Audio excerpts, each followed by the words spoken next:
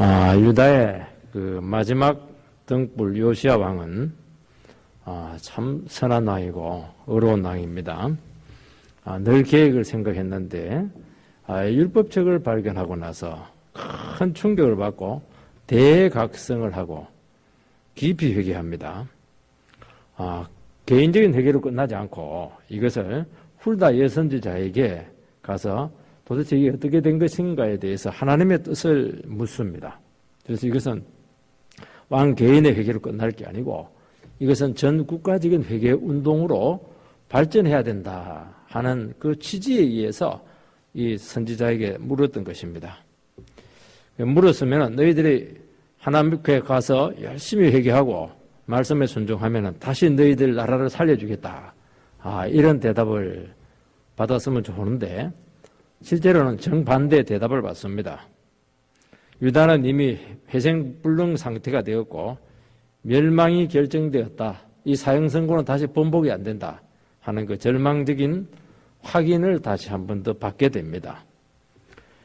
또 하나는 요시야 왕 그 개인은 철저히 회개했기 때문에 너는 살아있는 동안에는 유다가 망하는 그런 아픈 모습을 보지 않고 편안하게 천국에 가게 될 것이다. 이 두 가지 응답을 받습니다. 이 두 가지 응답에 대해서 요시야 왕이 어떻게 받아들였겠는가 하는 것은 참 중요한 문제입니다. 여러 가지로 생각해 볼 수가 있습니다. 물론 유다도 마음이 아프겠지만은 어떻게 사형 선고를 받았으니까 어찌할 수 없다. 그렇지만 나는 하나님 앞에서 특별한 은총을 받았기 때문에 개인적으로 감사하고 넘어가자. 그렇게도 할 수가 있을 겁니다.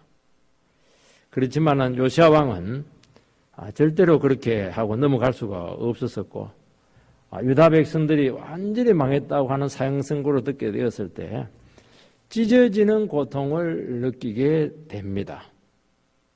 그래서 이미 끝난 유다인데 이미 사형 선고가 선포됐는데 시간만 되면 망할 것인데도 불구하고 놀라운 사실은 대대적인 개혁을 시행을 합니다. 이게 놀라운 겁니다. 대개 이 정도 되면은 내가 해봐야 무슨 소용이 있나. 끝난 건데 내가 무슨 죄주로 아무리 왕이지만 그렇게 해서 그냥 혼자 이렇게 신앙생활을 하다가 끝낼 수 있을 텐데 그렇게 하지 않고 유다의 역사상 전무후무한 엄청난 계획을 시도를 합니다. 이런 의미에서 히스기야 왕은 하나님께 너 인생을 정리해라. 이렇게 했을 때 벽을 향해서 막 살려달라고 이렇게 했을 때 하나님께서 15년 그 생명을 연장을 시킵니다. 그리고 나서 히스기야 왕은 그때 죽으라고 계획을 해야 되는데 그렇게 하지 않고 조금 안 좋은 모습을 많이 보였습니다.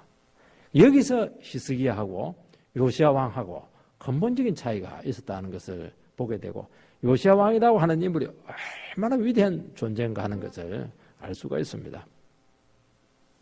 요시야 왕은 전 백성을 성전에 모아서 먼저 언약을 갱신합니다. 그리고 그 백성들에게 직접 율법을 낭독을 하고 그리고 회개를 하게 하고 언약 갱신 의식을 거행을 합니다.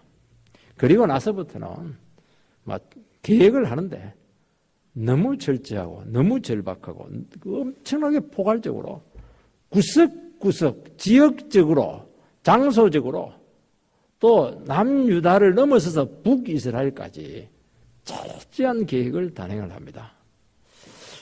그래서 요시야의 계획을 보면 좀 병렬식입니다. 병렬식이라고 하는 것은 논리적이지 않습니다. 요거 했으면 그 다음에 이거 했으면 이거 이런 식으로 가야 되는데 그렇지 않고 되는 대로 걸리는 대로 전부 다 이제 계획을 한 것입니다. 포괄적으로. 모든 분야로 다 망라해서 계획의 칼을 들이대었던 그런 왕이 요시야입니다. 그래서 모든 계획 과정을 낱낱이 지금 열거를 해주고 있습니다. 첫 번째는 이제 언약을 갱신한 겁니다. 요시야가 율법책을 읽고 충격을 받은 이유는 유다가 회생 불가능한 사형 선고가 내려졌기 때문입니다. 살 수 있다 그렇게 하면 될 텐데 이게 완전히 끝난 것인데도 불구하고 그렇게 절박하게 계획을 했던 것입니다. 여러분 사형 선고를 받은 사형수는 여전히 살아 있습니다. 그리고 간수들은 사형 선고를 받았기 때문에 더 잘해줍니다. 먹을 것도 많이 줍니다. 그러나 그 때가 집행 날짜가 오면은 집행이 되고 끝나게 되어 있습니다. 현재 유다의 상태가 사형 언도를 받은 제수의 신분이고 지금 집행 날짜만 기다리고 있는 형국이고 하나님께서는 그 기간 동안 그냥 편안하게 그들을 놔두고 있습니다. 요시아는 이 사실을 알고 어떻게 하든지 하나님의 진노를 돌이켜 버리고 철저하게 계획을 하고 있습니다. 1절 2절 말씀을 보면 왕이 보내 유다와 예루살렘의 모든 장로를 자기에게로 모으고 이에 왕이 여호와의 성전에 올라가매 유다 모든 사람과 예루살렘 주민과 제사장들과 선지자들과 모든 백성이 노소를 막론하고 다 왕과 함께 한지라. 왕이 여호와의 성전 안에서 발견한 언약책의 모든 말씀을 읽어 무리의 귀에 들리고 왕은 지위 고하 남녀노소를 막론하고 전 백성을 소집합니다. 이것을 보면 요시야 왕의 그 마음이 지금 느껴집니다. 지금 먼 곳에서 죽어가는 자녀를 살리기 위해서 막 동분서주하고 있는 그 부모의 그런 심정이 느껴지는 겁니다. 훌다 여선지자는 여자 선지자고 북이스라엘에서 피난온 난민 출신의 그런 남편이 옷을 맡은 아주 지위가 낮은 남편을 가진 여성입니다. 지역적으로도 그렇고 신분적으로도 성별적으로도 봤을 때는 참 어떻게 보면 관심을 받을 수 없는 그런 출신인데도 불구하고 요시야 선지자는 그거 안 따집니다. 이사야만 어떻고 서바냐만 어떻고 그런 거 안 따집니다. 그에게 말씀의 능력이 있고 말씀만 있으면 이것저것 따질 수 없다. 따지고 이렇게 하는 건 여유가 있을 때입니다. 지금 그런 여유를 가질 수가 없습니다. 오직 유다만 살릴 수 있다면 하나님 말씀만 있으면 된다. 그 사실을 깨닫고 그냥 지푸라기도 잡으려는 심정으로 그 선지자를 붙들고 지금 뭔가를 해보려고 하는 겁니다. 여러분 유다가 망한 것은 죄짓고 우상숭배를 했기 때문이지만 그것은 나타난 결과에 불과하고 결국에는 요시아의 판단은 뭐냐? 이 하나님 율법의 말씀, 이 말씀을 멀리했고 소홀히 했다 하는 것에 대한 정확한 인식을 가지게 되었던 것입니다. 이것이 결국에는 그가 율법책을 발견하고 율법책을 읽으면서 느끼게 된 너무나 분명한 개혁의 단초가 되었던 것을 알 수가 있습니다. 지금 백성들이 왕과 함께 있습니다. 억지로 백성들을 모았겠습니까? 권위적으로 소집하지 않았습니다. 백성들과 함께 지금 성전으로 지금 올라갔습니다. 지금 왕의 마음이 너무 조급합니다. 지금 백성을 살리고 그렇게 시파하는 것입니다. 요시아는 유다가 망한 이유를 정확하게 알고 있습니다. 12장 13절에 보면 조상들이 율법의 말씀을 듣지 않고 순종하지 않았기 때문입니다.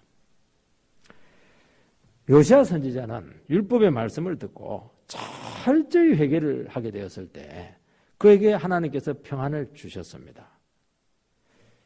지금 요시아 선지자는 나가 이렇게 했던 것처럼 백성 너희들에게도 이 방법으로 돌아와야 된다는 겁니다. 내가 철저히 율법 앞에서 통회자복했던 것처럼 모든 백성들이 내처럼만 해라. 그걸 지금 말씀하고 있는 겁니다. 나만 평안히 회개하고 천국에 가면 무슨 소용이 있나. 그렇게 하지 말라는 겁니다. 같이 가자는 겁니다. 같이. 이것을 보면 진정한 계획은 먼저 은혜 받은 영혼들, 하나님 말씀 앞에 철저히 회개한 영혼이 감당한다 하는 것을 알 수가 있습니다. 남녀노소, 빈부격차, 신분사행의 차이가 있었지만은 지금 전 백성들이 성전에 올라갔습니다. 그 말씀은 지금 우리는 잘 살고 못 살고 신앙생활 오래 했고 적게 했고 그게 중요한 것이 아니고 우리 모든 백성들은 모두 다 하나님의 은혜가 필요하다는 것입니다. 요시아 선지자가 깊은 은혜를 체험했기 때문에 다른 어떤 것으로도 이 병든 백성의 죄를 고칠 수가 없다는 것이고, 이거는 개별적으로 나와서 될 문제가 아니고 전 백성들이 나와서 하나님 앞에 용서를 받아야 된다 하는 것을 보여주고 있는 것입니다. 이것을 보면 진정한 부흥은 하나님의 말씀 앞에서 자기 자신의 모습이 얼마나 멀리 떨어져 있는가 하는 것을 깨닫고 어떻게 하든지 돌아오는 겁니다. 이 돌아오는 게 뭐냐는 것이죠. 어떻게 돌아와야 되느냐 하는 그 문제가 생기는 것입니다.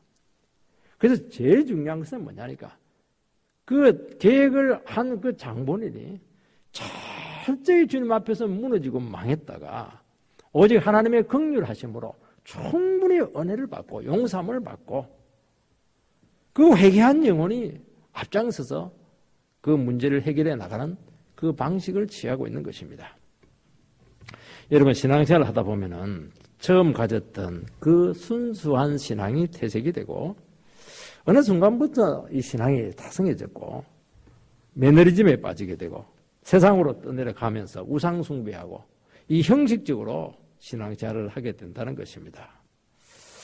이제 이게 시간이 오래되다 보니까 문제의식을 전혀 느끼지 못하고 있는 것이 문제입니다. 여러분, 해안가에 지금 배를 메고 있는데 그 밧줄이 풀렸을 때 처음에는 대수롭지 않습니다. 파도가 왔다 갔다 찰랑거리기 때문이죠. 그런데 어느 순간 돌이킬 수 없을 정도로 멀리 떠내려갔다는 것을 알게 됩니다. 그러면 어떻게 되느냐? 파도가 와서 쳐버립니다. 암초에 걸려서 자초가 됩니다. 이미 돌리려고 해도 이제는 안 됩니다. 이때는 어떻게 해야 되느냐? 다시 강력한 말씀의 끈으로 잡아당기는 길밖에 없습니다. 다른 것은 말씀의 줄로 완전히 다시 붙잡아 메어서 왔던 것만큼 다시 끌어당겨야 되는 것입니다. 그래서 하나님의 부흥이 일어나게 될 때는 말씀의 종이 나타나서 강력한 하나님의 말씀을 선포하는 길 외에는 다른 방법은 백약이 무효입니다. 안 됩니다. 아무리 우상을 부수고 아무리 도덕적으로 갱신을 하려고 하고 이렇게 해도 그거는 차후의 문제고 제일 중요한 것은 이 식은 가슴을 다시 회복시키는 것이고 죄에 문드러져 있고 형식적인 이 신앙이 다시 한 번 더 불붙는 것이고 이것이 시작이 되어야만이 진정한 계획이 이루어지게 되고 진정한 부흥이 온다는 것입니다. 백성들 마음속에 이때 하나님 말씀을 듣게 되면 무슨 생각이 드느냐 하면은 우리가 모르고 이렇게까지 살아왔고 이렇게 내려왔지만은 하나님부터 멀리 떨어졌지만은 이제는 이렇게 살아서는 안 된다 하는 강한 위기의식이 일어나게 됩니다. 이때 이것이 이제 집단화되게 되었을 때 공동체적으로 일어나게 되었을 때 이때 강력한 회개운동이 일어나게 되고 그때 삶이 근본적으로 뜯어 고쳐지게 되는 대각성운동이 일어나게 된다는 것입니다.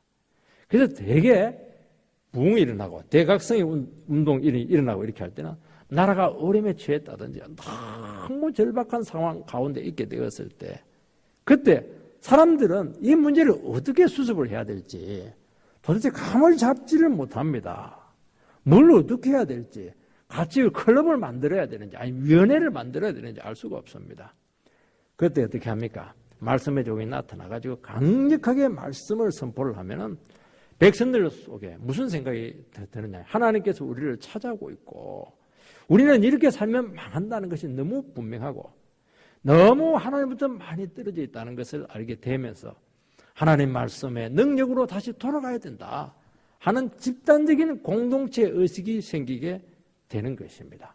이것이 뭐냐니까 이것이 부흥이고 이렇게 되게 됐을 때 하나님께서는 다시 한 번 더 그들 인생 가운데 기회를 주게 되고 아무리 망가져도 주님께서 완전히 새롭게 회복을 시키셔서 망가졌던 그때보다도 훨씬 더 위대한 새로운 시대를 열어주는 것을 보게 되는 것입니다. 요시아가 백성과 모든 지도자들을 불러 모았는데 하나같이 나옵니다. 그냥 뒤로 빼는 사람이 없습니다. 왕의 명령이기 때문에 다 나왔다. 그렇게만 볼 수가 없습니다. 백성들 마음속에 큰 위기의식이 지금 찾아온 겁니다. 이대로 우리 살면 안 된다 하는 절박한 심령들이 전 백성들 마음속에 지금 찾아온 것입니다. 그렇게 한 지도자, 한 왕이 내가 하나님 말씀 앞에 통에 자복하고 죄를 뒤집어서 옷을 찢고 이렇게 하면서 그렇게 율법에서 울면서 통곡하고 이렇게 했었을 때 그것이 벌써 백성들 가운데 전염이 되어서 백성들 속에서도 우리 이렇게 살면 안 된다. 이렇게 형식적으로 살다가는 안 된다. 하는 그런 공감대가 그들 가운데 형성이 되었던 것입니다. 그리고 자기 자신의 상태에 대한 심각한 문제의식을 느끼기 시작했던 것입니다. 여러분, 요시아의 그 강력한 승리의 능력이 그들에게 역사를 일으키게 했던 것입니다. 백성들은 요시아가 하나님 앞에 바로 서기 위해서 얼마나 몸부림쳤는가 하는 것을 알았던 것입니다. 그는 처음부터 기도 운동을 했고 말씀 운동을 했고 나름대로 방향은 없지만은 계획을 위해서 어떻게 할 것인지 성전도 수축하기도 하고 뭐 헌금을 어떻게 해야 될 것인가. 그리고 가장 결정타가 무엇이냐, 율법이 발견이 되었을 때 처절한 회개 운동이 그 백성들의 마음을 움직이게 된 것입니다. 그러니까 백성들 공동체를 전체로 하나 되게 하고 움직이게 하려고 하면은 한두 번 해가지고 되지가 않는 겁니다. 끝까지 왕이 처음부터 끝까지 왕이 되고 나서 4년 후에 그가 회개를 하고 하나님께 붙더니 그때부터 계속 기도 운동하고 말씀 운동하고 그냥 어떻게 하든지 성전을 수리하고 이렇게 하면서 때가 되었을 때 하나님께서는 기회를 주어서 백성들의 마음을 움직이게 했던 것을 알 수가 있습니다. 여러분, 사람의 힘으로는 한 사람도 오고 가게 할 수 없습니다. 이것은 온전히 성령님께서 이끌어 주셔야 되는 것입니다. 그래서 하나님 말씀 앞에 처절한 몸부림으로 울부짖는 그 영혼, 그것이 사람들을 움직인다는 것을 기억해야 됩니다. 그래서 하나님 나라 운동을 하게 될 때는 반드시 갈급한 영혼들, 죽었다가 살아난 사람들, 심지어는 요나처럼 물고기 뱃속에, 요나는 싫은데도 불구하고 물고기 뱃속에 집어넣었다가 올라온 그 사람, 그런 사람들을 통해서 한민족을 살리는 것을 알 수가 있습니다. 여러분, 진정한 계획은 왜 중요하냐면 이것은 하나님을 위한 것이 되어야 되기 때문인 것입니다. 여러분, 하나님을 위한 것이, 이것이 백성을 위한 것이고 이것이 교회를 위하는 것이고 그것이 성도들을 위하는 것입니다. 하나님 앞에 바로 서려고 하면은, 그리고 하나님 말씀 앞에 정직하려고 하는 이것이 결국 이 나라와 자기 자신과 가정과 교회를 계획으로 이끄는 원동력으로 나타나는 것입니다. 다른 것은 안 됩니다. 결국 어떻게 하나님을 영화롭게 할까? 어떻게 하나님을 높일까? 어떻게 하나님 앞에 우리가 바로 서게 될까? 바로 이 문제입니다. 그렇게 하면 하나님께서, 왜냐하면 모든 문제의 물꼬는 하나님이 다 키를 쥐고 있기 때문인 것입니다. 하나님만이 진정한 직스를 주고 평안을 주고 진정한 하나됨을 주고 회복을 주시기 때문인 것입니다. 여러분, 하나님만 섬기는 것이 백성들에게는 참 답답합니다. 지금까지 유다 백성들이 하나님께 돌아오지 못했던 것은 이 말씀만으로는 답답했던 겁니다. 하나님도 섬기지만은 세상에 좋은 것들이 너무 많고 하고 싶은 것들이 너무 많고 욕심에 많이 끌렸던 것입니다. 하나님 안 섬긴 거 아니었습니다. 그렇지만 이 마음이 하나가 안 되는 겁니다. 이게 제일 어려운 겁니다. 부흥이 되려고 하면 두 마음이 한 마음으로 돼야 됩니다. 여러분, 야고보서 1장에도 두 마음은 정함이 없다. 파도에 그냥 흔들리는 그런 마음을 가지고 있기 때문에 거기는 지혜도 없고 축복도 없고 은혜도 없고 능력도 없다고 그렇게 말씀하고 있는 것입니다. 하나님의 이름으로 많은 악을 행했습니다. 여러분, 그래서 두 마음을 가지고서는 안 되고 어떻게 하면 한 마음이 되어야 되느냐? 이것은 오직 하나밖에 없습니다. 하나님께로 마음을 모으는 수밖에 없고, 대개 하나님께서는 어려움을 통해서 하나님께만 소망을 두게 되고, 이때 강력한 말씀을 통해서 찾아오게 될 때 사람들 속에 이제 우리 할 만큼 했다. 우리 세상 추구할 만큼 했다. 그렇지만 우리가 남은 건 이거밖에 없다. 그리고 나서 완전히 끊어버리고 오직 하나님 앞에만 바로 딱 서는 겁니다. 이게 뭐냐니까, 이게 하나님께로 돌아오는 것이고 이것이 진정한 부흥의 순수성이다 하는 것을 기억을 해야 됩니다. 이게 그렇게 어렵습니다. 우리가 여러 신앙생활을 하고 있지만은 마음이 하나가 되지가 못해요. 예배를 드리면서도 마음이 많이 나누어져 있습니다. 예배도 좋지만은, 말씀도 좋지만은, 또 내가 참 해야 될 것도 참 많고, 우리 추구해야 될 것도 많고, 정말 우리 속에 우상이 너무 많은 겁니다. 요시아가 성전에 올라가서 언약을 갱신합니다. 오래전의 말씀의 역사가 완전히 식었습니다. 그렇지만은 요시아는 성전으로 올라갑니다. 왕궁도 아니고 광장도 아니고 성전에서 하나님 앞에서 우리는 새롭게 시작해야 된다 하는 것을 백성들에게 분명히 지금 고지를 시키고 있습니다. 3절 말씀을 읽어보면 왕이 단 위에 서서 여호와 앞에서 언약을 세우되 마음을 다하고 뜻을 다하여 여호와께 순종하고 그의 계명과 법도와 율례를 지켜 이 책에 기록된 이 언약의 말씀을 이루게 하리라 하며 백성이 다 그 언약을 따르기로 하니라. 이것이 하나님께서 원하시는 기준입니다. 그의 유다의 문제의 핵심은 뭐냐? 하나님의 말씀을 소홀히 하고 세상 욕심으로 나간 것입니다.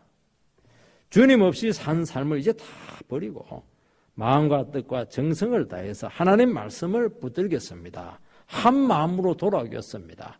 주님만 바라보겠습니다 하는 그 결단이 필요했던 것입니다.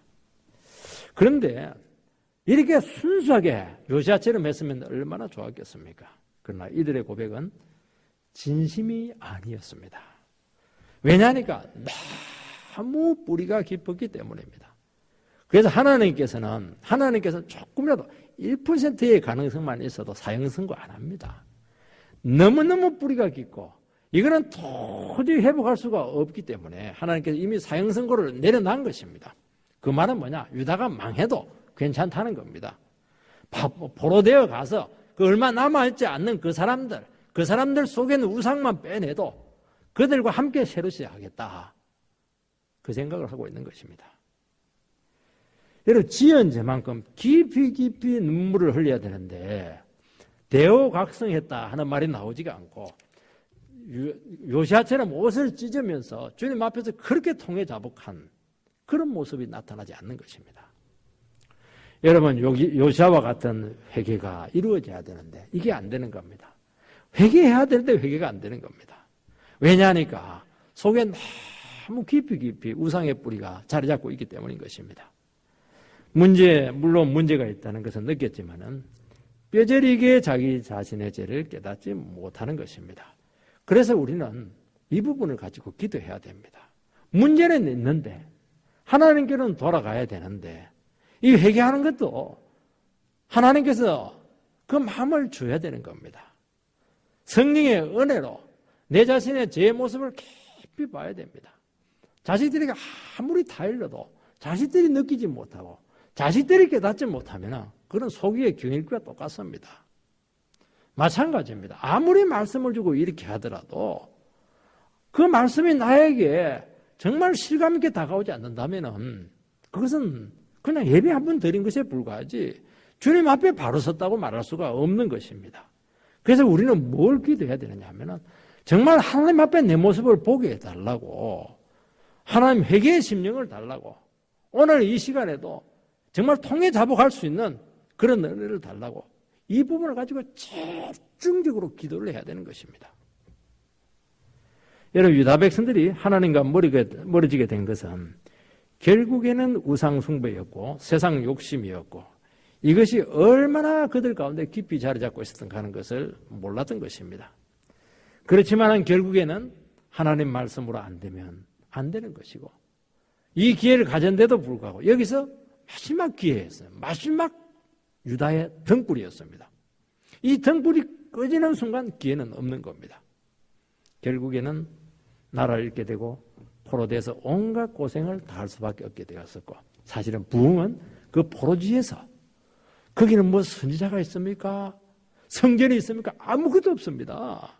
그냥 그곳에서 날마다 눈물 흘리며 씨를 뿌리면서 그들은 다시 한 번 더 구원의 간격을 회복하게 되었고 그때 그 포로지에서 그들은 다시 한 번 더 유다로 돌아올 수 있는 축복을 얻게 되었던 것입니다. 두 번째는 이 철저한 개혁이 이루어지고 있습니다. 제 둘째 형은 비행사 기장입니다. 50대 중반에 이 암이 걸리고 나서 직장도 그만두고 되고 많은 고통을 겪었는데 극적으로 다시 살아나서 복직이 되었습니다. 이분이 암이 걸리고 나서 어떻게 했냐니까 모든 집안 환경을 다 뜯어 고쳤습니다. 어떻게 뜯어 고쳤냐니까 이 비행사들이 유럽을 가고 이렇게 하면 이 생체 리듬이 막 바뀝니다. 그리고 전자레인지에 포장된 음식을 먹습니다. 그러니까 집안에 보니까 전부 다 전자레인지 다 없애고 가스레인지 다 없애고 전기레인지로 모든 걸 다 바꿨습니다. 왜냐하니까 암 걸려서 한번 죽었다 살아났기 때문에 그렇게 하는 겁니다. 요시야는 지금 유다의 숨통을 끊는 암적인 존재인 이 우상을 샅샅이 철폐합니다. 왜냐하면 요시야는 알고 있습니다. 지금 유다가 이렇게 망한 것은 모든 곳에 우상이 지금 도배를 하고 있었다는 것입니다. 심지어 성전 안에까지, 성전 안에 한두 군데가 아니고 다락은 다락, 제단은 제단, 문에는 문, 모든 곳에 성전 안까지 이렇게 됐으니까 뭐 다른 곳은 물어볼 필요가 없는 것입니다. 여러분, 우상을 타파하고 산당을 없애고 가짜 제사장을 다 폐위합니다. 요시야는 계획을 혼자 한 것이 아니고 제사장 계층을 주체 세력으로 내세웠습니다. 4절에 보면 대제사장 hil기야와 모든 부제사장과 문을 지킨 자들, 이 사람들은 결국 누구냐 하면은 요시야와 함께 처음부터 기도 운동을 같이 했던 동력자들인데 결국 이 동력자 그룹과 함께 목숨 걸고 개혁에 동참을 했던 것입니다. 여러분, 제사장의 제일 요건이 무엇이냐면은 제사장은 제사를 집전하는 사람이지만은 제사를 하는 게 뭘 의미하냐면은 가장 가까운 사람의 죄에 대해서 언제라도 칼을 빼들고 찌를 수 있는 사람이, 이 사람이 제사장입니다. 민수기에 보면 비느하스가 어떻게 하면 그 부장입니다. 족장이죠. 족장이 여자를 가져오니까 그 자리에서 그냥 칼로 꽂아서 죽이게 되었는데 이게 뭐냐니까 비느하스의 열심이었고 이것이 제사장의 정신이었고 네가 그걸 찔렀기 때문에 네 가문을 통해서 계속 제사장의 혈통이 이어지게 될 것이다. 그런 약속을 받게 되었던 것입니다. 인정이나 사사로운 이익에 얽매이지 않아야 됩니다. 여러분, 계획을 하게 되면은 반드시 개혁 당하는 쪽에서 이잡듯이 개혁 세력에 대해서 비리를 들추어내게 되어 있습니다. 이때 자기 자신들이 그 허물이 없어야 됩니다. 적폐청산 이렇게 하는데 지금 적폐청산을 시도하는 그 세력에서 너희들은 적폐가 아니냐. 지금 그 논리로 지금 같이 지금 맞상대를 하고 있는 것입니다. 여러분, 진정한 하나님 나라의 계획은 무엇이냐? 계획을 하는 그 사람이 철저히 하나님 말씀에만 붙들려 있어야 됩니다. 왜 이게 중요하냐면 이것이 안 되면 털면 먼지가 다 나옵니다. 저야말로 기도와 말씀 외에 하나님 외에는 나는 아무것도 모른다. 이 사람이 하나님께서 개혁의 선봉에 서게 한다는 것입니다. 참 놀라운 것이죠. 이 사람은 털어도 먼지가 안 나와요. 혐의가 있는 것 같은데 가보면 더 깨끗합니다. 이게 뭐냐니까 하나님 나라 계획의 너무너무 위대한 원리입니다. 그리고 그 사람에게 능력을 주고 그 사람에게 힘을 실어주고 권위를 실어주고 이렇게 해서 수십 년 동안 수백 년 동안 해내지 못했던 것들을 한순간에 일을 해치우도록 만드는 이것이 뭐냐니까 하나님의 방식이라는 것입니다. 요시야는 가깝고 중요한 곳부터 지금 시작을 합니다. 성전 안에 있는 우상을 먼저 치웁니다. 성전은 죄를 씻는 곳인데 우상이 그곳에 있다 보니까 성전이 막히게 되었고 모든 축복이 사라지게 되었습니다. 성전에 하나님의 축복과 은혜가 막히게 되니까 제가 막 독버섯처럼 유다 전체 지금 번지고 있습니다. 여러분, 성전이 살아있지 않으면 사람들이 마음 놓고 죄를 짓게 되어 있습니다. 오늘 사람들이 마음 놓고 죄를 짓는 이유는 그의 말씀과 은혜의 그런 셈이 막히기 때문입니다.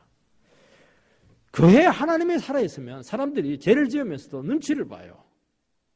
그해의 그런 설교에 눈치를 봅니다. 안 믿는 사람도 마찬가지입니다.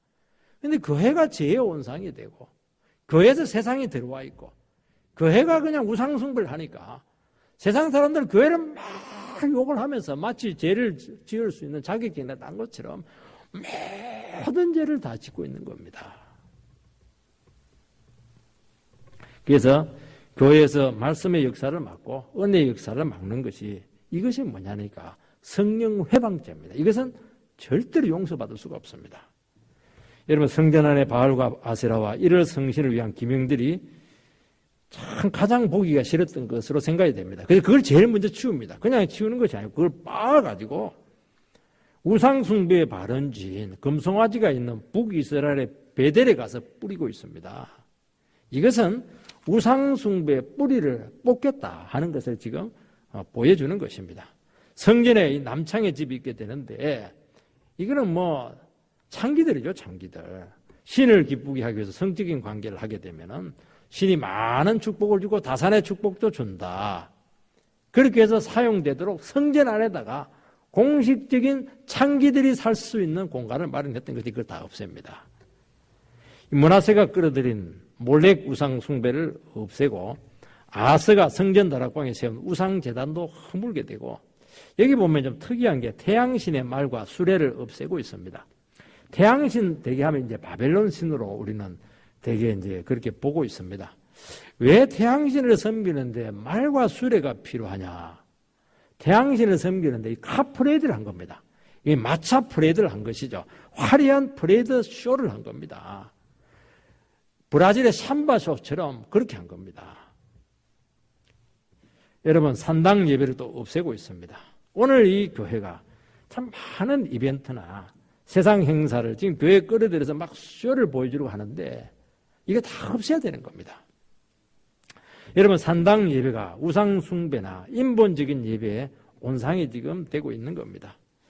오늘 인위적으로 사람들에게 감동을 주려고 하는 그 예배의 시도들이 많이 일어나고 있습니다. 어떤 분들은 이 교회가 부흥이 되기 위해서는 세 가지가 있어야 된다 그런 말을 합니다. 음향이 있어야 되고 영상이 있어야 되고 비디오가 있어야 된다. 그거 잘 쓰면 효과적이에요. 그런데 거기에 모든 효과를 그런 것은 문제가 심각한 겁니다. 여러분 진정한 예배는 하나님의 말씀이 선포되게 될 때 그 말씀이 사람들에게 감동을 주고 은혜를 끼치는 그 방법이 제일 좋은 겁니다. 사람들이 쇼를 해서 사람들이 인위적으로 감정을 고양해서 그렇게 해서 사람들을 은혜 주게 하는 것은 그것은 잘못된 겁니다. 하나님의 말씀을 최선을 다해서 밝히고 그걸 가지고 적용을 하게 되고 이렇게 할 때 말씀이 사람들을 찾아가서 말씀이 그들에게 이야기를 하고 그들의 죄를 지적을 하고 감동을 주고 회개를 시키고 이것이 뭐냐니까 이것이 하나님이 기뻐하시는 가장 중요한 예배고 이 부분에 있어서는 타협을 하면 안 되고 부족하더라도 그거 가지고 막 계속 기도하고 그 방법으로 전공법으로 나가야 되는 것이지 자꾸 다른 것을 끌어들이고 효과 방법을 쓰고 이렇게 하는 것이 이게 처음에는 이게 효과가 좋은 것 같은데요. 조금 시간 지나면 그것도 안 통합니다. 그렇게 해서 성령이 역사를 하는 것이 아닌 것이죠. 그냥 감정순환을 하는 것입니다. 감성적인 예배로 가는 것은 좋지가 않아요. 말씀 예배로 가야 되는 것입니다. 여러분 산당 예배 제사장을 폐위하게 되는데 예루살렘 성전에 섬기지 못하게 합니다. 그래서 무교병만 먹게를 하는데 성전 가까이서 먹지 못하도록 그렇게 조치를 해서 아예 성전 근처에 오지를 못하도록 제도적으로 막아놨습니다. 왜냐하면 이 가짜 제사장들, 산당 예배 제사장들은 이미 인본적인 우상 숭배적인 예배를 한번 맛본 사람들입니다. 그것을 집전을 한 그런 사람들입니다. 이 사람들이 정상적인 예배로 돌아올 수 있겠는가? 못 돌아온다고 본 것이죠. 바른 예배로 돌아올 수가 없고 문제는 뭐냐는 게 이 사람들은 영향력이 크기 때문에 다른 영혼까지 오염을 짓고 있기 때문에 아예 예루살렘 성전 가까이 오지 마라. 제도적으로 그들에게 거리 제한을 두게 되었던 것입니다. 오늘도 마찬가지입니다. 신비주의나 이단에 빠진 영혼들은 이 사람들은 말씀 예배로 돌아올 수 있겠는가? 못 돌아옵니다. 이단에 빠진 사람은 건져내놓으면 다른 이단으로 갑니다. 왜냐하면 정상적인 예배는 시시해가지고 이게 막 와닿는 게 없어요. 여러분 이단이라든지 신비주의라든지 어떤 특별한 어떤 효과를 주는 그런 예배들, 그런 방법들 같은 경우에는 뭐가 인이 박히듯이 뭐가 이게 영혼 속에 뭐 약을 주입을 하는 겁니다. 뭐 독을 쏘아 넣는 겁니다. 그 한 맛을 딱 보면은 다른 건 안 돼요. 다른 거. 제가 대구에서 목회를 해보니까 그냥 다른 데서 온 그 부인을 끄집어내서 왔는데 우리가 봤을 때 참 교회가 은혜스러운데 본인은 너무 신겨서 안 되겠다고 결국에는 남편 그냥 뿌리치고 다른 교회로 그냥 가는 것을 봤습니다. 안 되는 겁니다. 여러분, 요시야가 단지 성전이나 유다만이 아니고 북이스라엘까지 계획을 이렇게 시행을 합니다. 그는 남유다만의 왕이 아니고 자기 아까는만 그렇게 하지 않았습니다.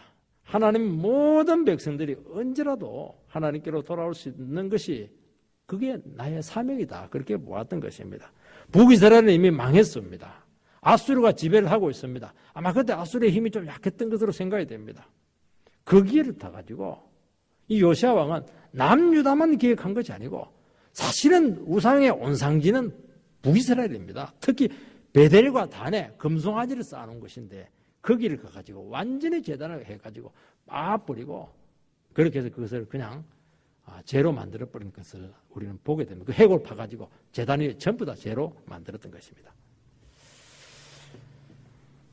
너무 심하게 계획을 하고 있다 하는 그 인상을 주게 됩니다. 여러분, 정말 이렇게 제대로 하나님의 말씀 가운데 계획을 하게 되면요, 반발이 심해질 수가 있고 위험해질 수가 있습니다. 사람들은 막 온갖 욕을 다 합니다. 너만 잘났냐? 네가 그렇게 잘 믿냐? 해도 너무한다. 그런 얘기를 하는 것입니다. 예수님께서 예루살렘 성전에 와가지고 장사하는 사람들 상을 끄고 채찍으로 때리고 쫓아내고 환전하는 사람들 막 상을 뒤집어 버리고 이렇게 하니까 거기에 있는 그 종교 지도자들이 너무 혼비백산해가지고 저 미친놈이라고 그렇게 했던 것입니다. 여러분, 우리가 하나님 앞에 바른 사명자가 되게 되면은 정말 우리는 잘못하면 위험천만한 길로 갈 가능성이 참 많고 앞뒤 안 가리고 주님을 위해서 헌신하는 그런 모습으로 나타난다는 것입니다. 여러분, 선교사 가는데 어떻게 하나님 앞에서 사명자로 되어야 갈 수 있는 것이지 정상적인 모습으로는 못 가는 겁니다. 그 영혼만 생각하면 미쳐버려야 돼요. 아프리카 그 영혼만 생각하면 잠을 못 자야 됩니다. 이것저것 다 따지고 우리의 교육은 어떻게 하고 후는 어떻게 받고. 그래서요, 선교사 지원하고 나서 1년 지나면 못 갑니다. 안 가야 될 이유가 너무 많고 또 부인이 자꾸 이렇게 하니까 안 되는 겁니다. 미치니까 가는 거예요. 미치니까 그냥 오지를 가는 겁니다. 가서 그냥 말라리아 걸리고 죽다 살아나고 이렇게 하는 겁니다. 여러분, 우리가 하나님 앞에서 계획을 하고 바로 일어서게 되고 부흥을 하게 되고 이렇게 하면은 정말 우리 영혼이 미쳐야 됩니다. 미친 사람 소리를 들어야 됩니다. 예수님께 향유를 바친 그 마리아는 어떻게 했습니까? 제자들이 저 미친 여자라고 그렇게 했습니다. 어떻게 저 엄청난 2천만 원 되는 그 향유를 낭비를 하냐고, 저 미친 여자라고 예수님께 막 크게 책망을 합니다. 너희들이야말로 지금 신앙에 문제가 있다고. 어떻게 너희 자신을 탁 지키고 있느냐고. 미친 사람처럼 신앙생활하고 미친 사람처럼 교회하고 미친 사람처럼 기도하고 이렇게 해야 되지. 어떻게 너희들은 왜 판단이나 하고 있고 말이지. 실제는 가난한 사람들에게 나눠주면 좋겠다는데 돈 줘보세요. 절대로 가난한 사람에게 안 나눠줍니다. 다 나눠서 자기들이 다 먹지. 말만 살아요, 말만. 어떻게 말만 살아있으면서 어떻게 하나님을 위한다고 할 수 있겠는가. 그래서 신앙이 제대로 들어서게 되면요, 좀 미쳐야 됩니다. 교회 올 때도 잠잠하게 오는 게 아니라 미친 사람처럼 춤추듯이 오고 이렇게 해야 되는 겁니다, 이게. 여러분, 요시야의 계획은 철저하고 처절했습니다. 암수술을 할 때 한 조각의 암세포도 남기지 않아야 되지 않습니까? 특히 암의 뿌리라고 하는 것은 보이지를 않아요. 너무 깊이 뿌리 박히게 티눈처럼 박혀있기 때문에 완전히 도려내지 않으면 이게 뽑히지를 않습니다. 요시야는 전방위적으로 대수술을 하고 있습니다. 그런데도 불구하고 온전한 계획이었느냐? 아니었어요. 왜냐하면 나라가 바로 망했습니다. 이것을 보면은 완벽한 우상 제거는 불가능하다는 겁니다. 여러분, 모든 종류의 우상은 왜 뿌리 뽑을 수가 없느냐? 아니, 산에 없애고, 그냥 그 우상 인형들 없애고 이렇게 하면 되는 거 아니냐? 그렇지가 않습니다. 모든 우상 공장은 우리 마음 안에 있기 때문에, 우리 가슴 안에 있기 때문에 그렇게 하는 것입니다. 여러분, 우상이라고 하는 암의 뿌리는 우리 속에 있는 겁니다. 왜 그 상을 세워놓습니까? 내 모습을 거기다 비춰놓은 겁니다. 나예요, 내 자아입니다, 그게. 그렇지만은 요시아와 같은 계획이 반드시 필요합니다. 아무리 계획을 해도 소용없다, 그런 것은 틀린 겁니다. 물론 우리 속에 계획이 되는 것이고 그것은 하나님의 영역으로 가야 됩니다. 그렇지만은 우리 눈에 드러나는 이 우상들을 다 없애야 됩니다. 여러분, 알코올 중독은요, 참 버리기가 어렵습니다. 제가 중독자들 중에서 제일 어려운 부류가 보니까 도박 중독도 아니고 정말 알코올 중독이라는 것을 제가 뼈저리게 느끼게 되었습니다. 그렇게 오랫동안 입원을 하고 그렇게 그냥 술병을 없애고 그렇게 했는데도 한 번 딱 하니까 그동안 못 먹었던 것들 싹 다 먹는 것을 보았습니다. 아무리 예배를 드려도 안 되는 겁니다. 끊어지지가 않는 겁니다. 그런다고 해서 집안에다 술병을 놔두셔야 되겠습니까? 집안에 그냥 찬장에 있는 거 전부 다 술병을 다 없애야 됩니다. 그 입원을 시켜야 되고 그렇게 해야 됩니다. 또 술에 빠질 겁니다. 그래 또 해야 됩니다. 이게 왜 저래도 안 될 건데요. 그래도 해야 됩니다. 적어도 결단하고 술과 관계되는 것을 완전히 없애야 됩니다. 도박 중독도 마찬가지입니다. 여러분, 도박하는 사람들은 화투장을 버린다고 해서 끊어지지 않습니다. 그래서 어차피 안 될 거니까 그냥 안 버리고 장롱 속에 화투를 넣어놓으면요 금방 끄집어내서 또 합니다. 아내만큼 더 합니다. 어떻게 하면 가위로 자르고 휴지통에 집어넣어버리고 막 그렇게 또 해야 됩니다. 나는 안 되니까 안 하면 되지 뭐. 그렇게 하지 말라는 겁니다. 요시아처럼 우리 마음 안에 문제지만은 그래도 우리 주위에 있는 이 모든 우상들을 없애라는 겁니다. 여러분, 우상은 하나님 외에 우리에게 의미를 주고 의지하게 되는 어떤 모든 것들은 전부 다 우상입니다. 그냥 그 여성을 사랑하면 돼요.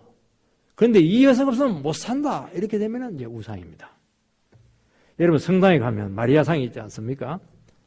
예수님 앞에 가는 게 아니고 마리아상 앞에 가서 기도합니다. 왜냐하면 마리아가 더 따뜻하거든요. 또 보이기도 하고. 여러분, 우상이 중요시 되면은 더 가치 있고 선한 것은 제한됩니다. 정작 예수님께서는 마리아 뒤로 지금 밀리게 되는 것입니다.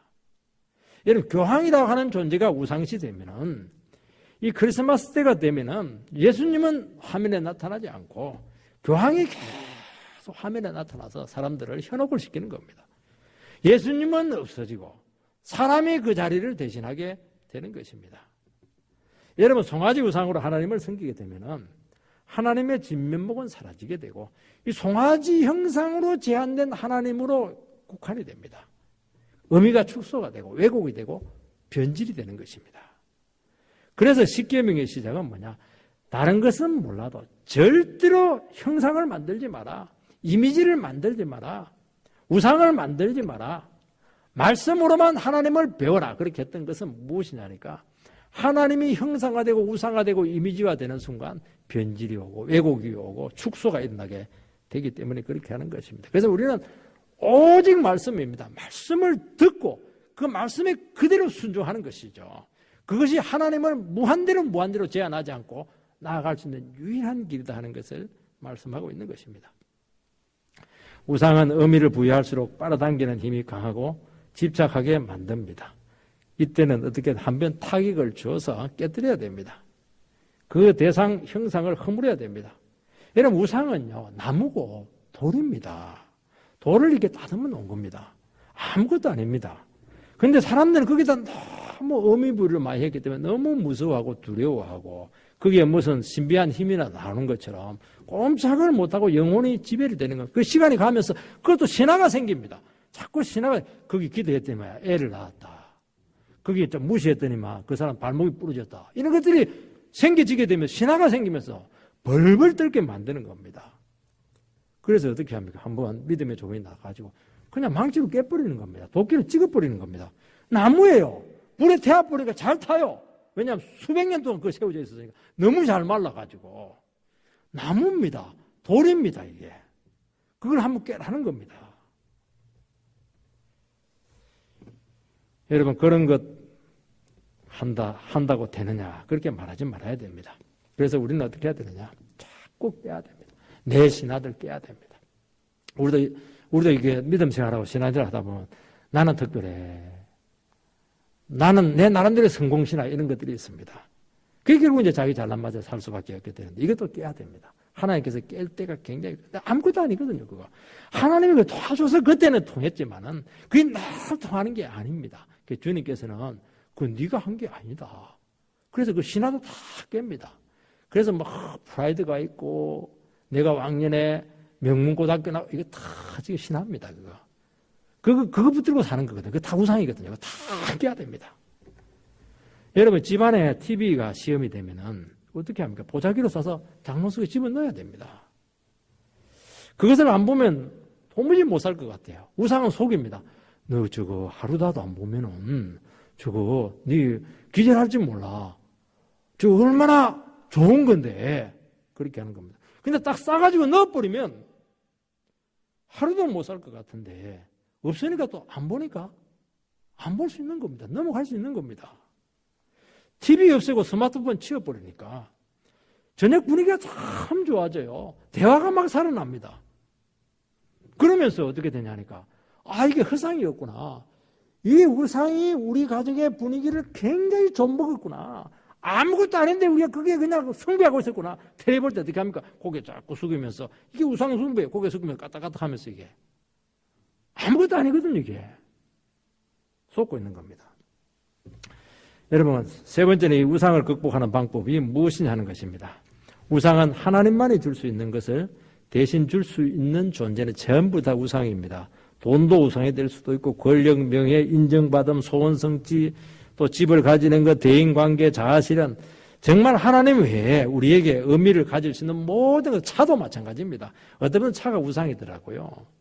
차를 시만 되면 닦고 거기는 뭐 천국처럼 만들어 놓고 차는 이게 운송수단인데 거기에 의미부를 굉장히 하는 것을 보았습니다. 또 내가 모든 사람들에게 잘 보여야 된다. 그것도 전부 다 우상 숭배입니다. 우상은 결국 자기 안에 있는 욕망이 드러난 것에 불과합니다. 여러분 마음이 우상 생산 공장이라고 분명히 말씀했습니다. 사람은 자기 안에 있는 진정한 욕구를 잘 알지 못합니다. 그런데 혼자 있을 때 아무 다른 일이 없을 때 그 하는 생각을 보면은 그게 우상의 가능성이 굉장히 많습니다. 따로 신경 쓸 일이 없을 때 저절로 흘러가는 그 생각들이 있어요. 공상을 한다든지 어떤 자기만의 기쁨과 안락의 어떤 그 대상들이 있습니다. 자기도 무의식적으로 그냥 하는 게 있습니다. 그것은요 우상의 가능성이 참 높습니다. 그리고 자기 삶에 있어서 돈이나 시간을 가장 많이 투자할 대상이 있습니다. 그것도 우상이 될 위험이 굉장히 높습니다. 여러분 우리가 살아가면서 뜻대로 안 될 때 참 그것 때문에 막 화가 나서 실망을 해서 막 살맛이 없어서 막 침체돼 그런 대상들이 있어요. 그것은 우상일 가능성이 참 많습니다. 여러분 두 사람이 직장을 잃게 되었는데 한 사람은 그걸 잘 인정합니다. 그리고 마음이 아프지만은 또 새로운 길을 찾자. 그렇게 하면서 또 기도하면서 새로운 직장을 찾습니다. 그래서 이 사람에게는 지금까지 자기 다녔던 그 직장이 우상이 아니었습니다. 그래서 어떤 분은 화를 내고 사장님이 나를 이렇게 대할 수 있나 낙심하고 상처받고 그냥 그게 침체돼가지고 주저앉아있으면요 그것은 우상이었습니다. 너무 의미부여를 많이 한 거예요. 그거는 이 직장에서 나는 못 산다까지 간 겁니다. 어떻게 직장이 없다고 해서 못 살아요. 하나님 다 주는데 하나님으로 살지 않았다는 것을 보여주는 것입니다. 여러분 우리는 평상시에는 사랑과 정의를 외치고 같이 잘 살아야 된다 그렇게 하지만은요 정말 내 인생의 중요한 고비 가운데 이것이 내 인생의 결정적인 성공의 변수가 된다고 생각할 때는 정의가 어디 있습니까? 의리가 어디 있고 사랑이 어디 있습니까? 그 딱 이익을 취하는 겁니다. 그게 뭐죠? 그게 우상입니다. 하나님의 사랑이 어떻고 말이죠. 말씀이 어떻고 말이죠. 그 백날 설교도 소용없어요. 막판에 목숨 그 돈 딱 지어버리면요. 우상입니다. 그 우상 숭배한 거예요. 그거. 멀리 갈 필요가 없는 겁니다. 우리 속에 깊이 숨겨져 있던 그것이 결정적인 순간에 막 드러나게 되어 있습니다. 말만 갖고 우리는 알 수 없는 겁니다. 정말 인생의 중요한 고비에서 그 사람이 뭘 선택하는가, 그걸 보면 그 사람 우상이 다 드러나는 겁니다. 여러분, 우상을 섬기는 것은 그것이 우리 인생에 복을 주고 행복을 준다고 스스로 믿기 때문입니다. 여러분, 이스라엘이 우상 숭배한 이유는 현실적인 복은, 농사를 잘 되게 하는 복은 바알신이 준다고 믿었기 때문입니다. 하나님이 주는데 아니라는 거예요. 그래서 우상을 없애려고 하면 어떻게 해야 되느냐? 하나님만이 진정한 복의 근원이 됩니다 하는 것을 우리 중심으로 고백을 할 수 있는 신앙의 자리까지 우리가 세워져야 됩니다. 그전에는 반드시 우리 속에 우상이 있습니다. 없어지지를 않습니다. 하나님께서 모든 좋은 것을 주신다 하는 것을 믿지 못하면 반드시 대안적이고 차안적인 우상의 복을 추구할 수밖에 없는 겁니다. 왜냐? 하나님만으로 그 복으로는 안 되니까요. 못 믿으니까. 내 나름대로 나의 안정과 행복을 보장할 수 있는 다른 것을 반드시 붙들게 되어 있는 것입니다. 이런 구약에 보면요, 야곱은 착각을 많이 한 사람이에요. 이 사람은 욕심도 많고 야망도 많고, 이 사람은 정말 그 야비한 인간입니다. 무슨 생각을 했냐니까, 장자권이 진정한 복이구나 하는 것을 알고 팥죽으로 형을 속여서 장자권을 삽니다. 그런데 그것 때문에 이 사람은 쫓겨나가지고 너무너무 비참한 길바닥 인생을 살게 되는 것입니다. 그래서 라반의 삼촌 집에 가게 되었는데, 거기 가가지고 라헬이라고 하는 여자 보고 완전히 또 그냥 눈에 그냥 필이 꽂혀있는 바람에 그 라헬을 얻기 위해서 20년 동안 종살이를 합니다. 라헬을 아내로 삼으면 진정한 복받는 행복이 오게 될 것이다 착각을 한 것이죠. 라헬을 구하기까지 얼마나 노예 생활을 했습니까?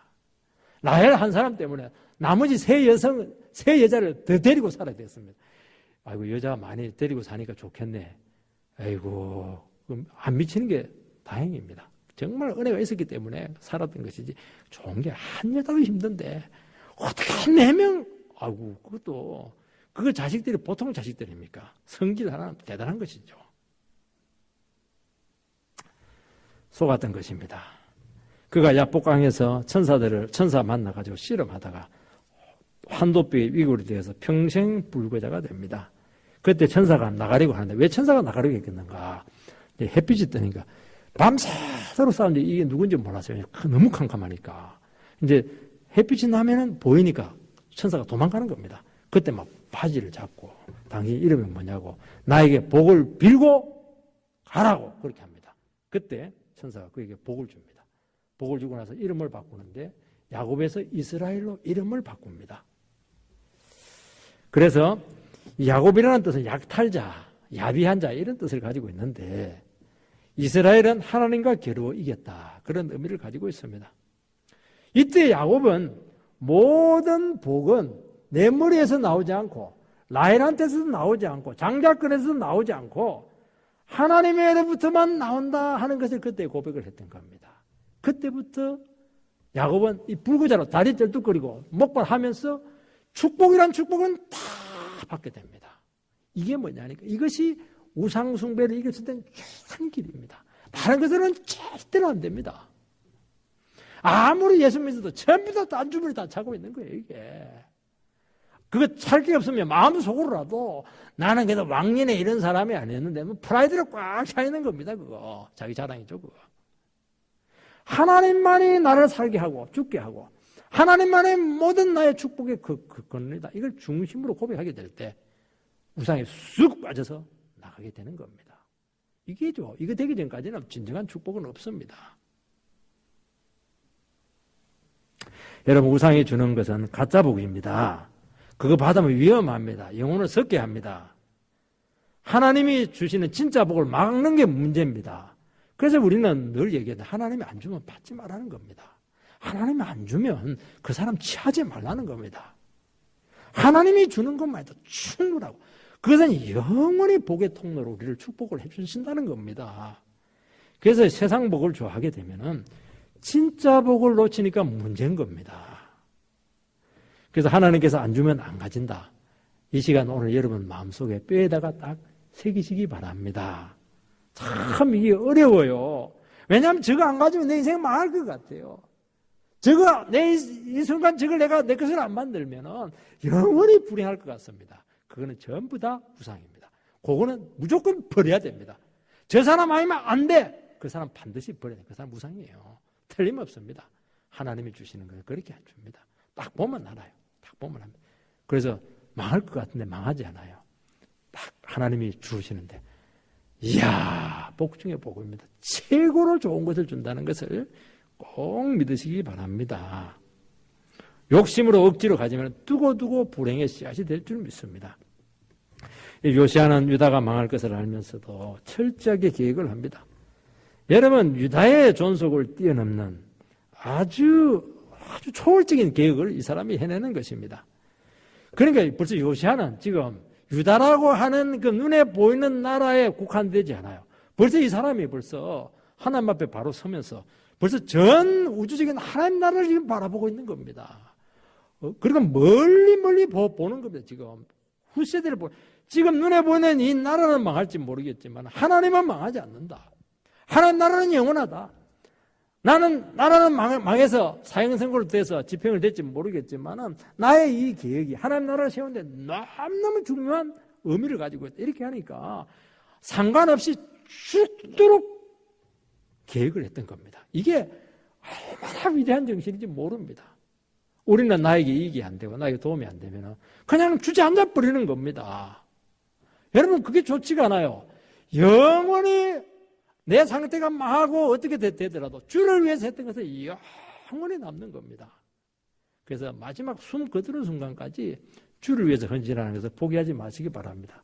참 더 놀라운 것은요, 마지막에 막판에 복이 쏟아진다는 것을 꼭 기억해야 됩니다.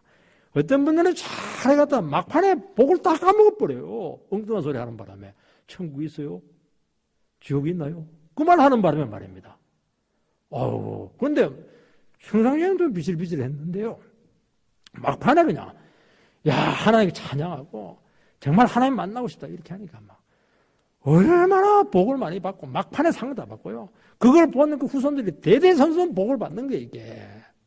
이 의식을 가지고 있어야 된다는 겁니다. 내대로 끝나는 게 아닙니다. 내대로. 내가 끝나면 끝난다면 이렇게 하겠습니까? 안 하죠. 요시아는 그걸 봤던 겁니다. 여러분, 우리 교회만 복을 받는 거, 그거 좋지 않은 겁니다. 우리 교회 안에 있는 성도만 참 성도다. 그거 교만한 겁니다. 모든 교회가 회복돼야 되고, 모든 성도들이 복을 받아야 됩니다. 여러분, 우리 안에 진정한 하나님 나라가 임하게 된다면, 우리는 어떤 상태에 있든지, 어떤 곳에 있든지, 어떤 절박한 처지에 있더라도, 그곳에 하나님의 나라가 임하게 될 것이고, 하나님의 축복이 그 사람을 통해서 따라옵니다. 그래서 하나님 축복을 끌고 다녀야 되지. 그냥 자기 것을 자꾸 챙기니까 안 되는 겁니다. 그 사람은 종으로서도 복이 오고 주인으로서도 복이 온다는 것을 기억을 해야 됩니다. 그래서 우리가 다시 한 번 더 주님 앞에 진정한 복받는 영혼으로 서게 되는 은혜가 있게 되기를 주의 이름으로 축원드립니다.